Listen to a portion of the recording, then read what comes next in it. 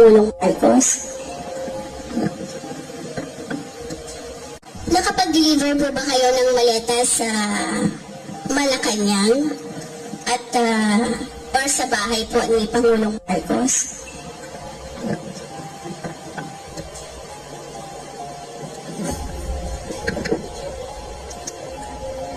Opo. Ako po si Bernard Tube.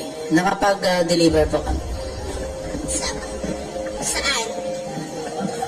41 Forbes po. So ito po yung bahay ni umano ni Pangulong Ferdinand Marcos Jr. Yes po. Meron din po kami sa Ilocos. Kasama po si Kong Saldi. Ilang maleta po yung na-deliver sa Forbes at saka sa Ilocos? Yung sa Ilocos po ay sa 5 maleta po. Parang kanino po yun? Kay Kong? Kanino po yun? Pagkakalam ko,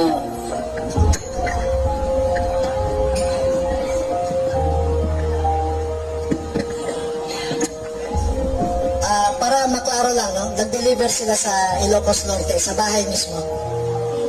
At sa Paway, sa bahay ni BBM. Oo. At saka may mga katibayan naman. No?